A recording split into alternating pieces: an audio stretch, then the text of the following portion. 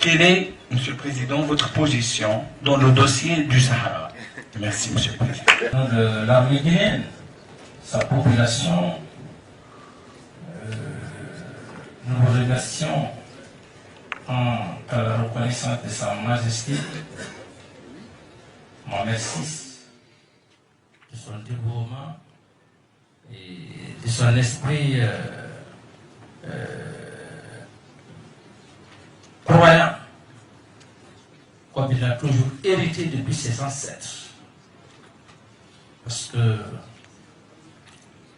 son grand-père, Sa Majesté, le roi Mohamed V, et son vieux-père, Sa Majesté Hassan II, ont toujours prêté beaucoup d'attention au peuple de Guinée. Et c'est un peuple à respecter. Parce que la plupart des pays africains, les officiers, ils ont eu leur formation au Maroc. C'est pourquoi le royaume est un grand pays. Sur le plan intellectuel, civil et sur le plan militaire. Il n'y a pas un seul pays en Afrique, surtout dans la sous-région, même ailleurs, qui puisse parler mal du Maroc. Ça, c'est compte tenu de vos valeurs, de vos mœurs, de vos traditions et de vos croyances. L'un des royaumes les plus respectés dans le monde, la paix, la tranquillité, et avec l'esprit dynamique de Sa Majesté, le jeune roi Mohamed VI, auquel tout le peuple de Guinée lui doit reconnaissance et respect. D'entrer en matière, ou avant de détailler mes idées, je vais, et je crois que ce que je suis en train de dire, la communauté internationale, tous les grands historiens du monde peuvent en témoigner. Il ne faut pas soutenir une position parce que tu veux soutenir une position, parce que tu es manipulé, parce qu'on t'a donné de l'argent, parce que c'est le comportement un peu bizarre de la plupart de certains qui laissent les réalités africaines, qui sont cramponnés à l'intérêt matériel. Prenons l'histoire de l'Afrique. Bien avant la décolonisation et les heures des indépendances, prenez, vous qui avez eu, monsieur le journaliste, à poser la question, suivez-moi très attentivement. Et je crois, moi, quand je dois donner une position, quand je dois parler de quelque chose, il faut que ce soit objectif. Parce que tout ce que nous sommes en train de dire, il y a l'histoire.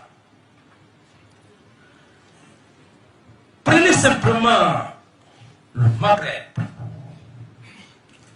Les premières heures des indépendances.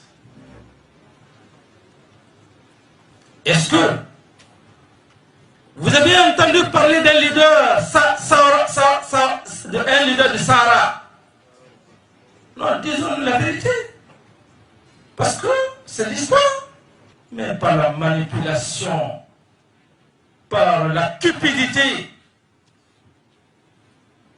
les gens ont cherché à créer un système d'intoxication en démobilisant une partie du territoire du Maroc, qui est le Sahraoui, qui est le Sahara.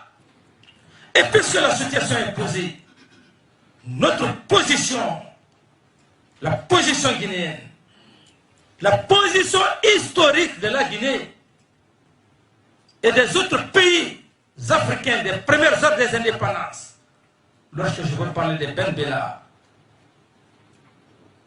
de Gamal Abdel Nasser, le roi Mohamed V, les Bourguiba, les Ouldada, c'est eux qu'on a connus, qu'ils ont un territoire, qu'ils ont une nation. Quand on a besoin de l'argent, acceptez qu'on vous donne l'argent, mais dites la vérité.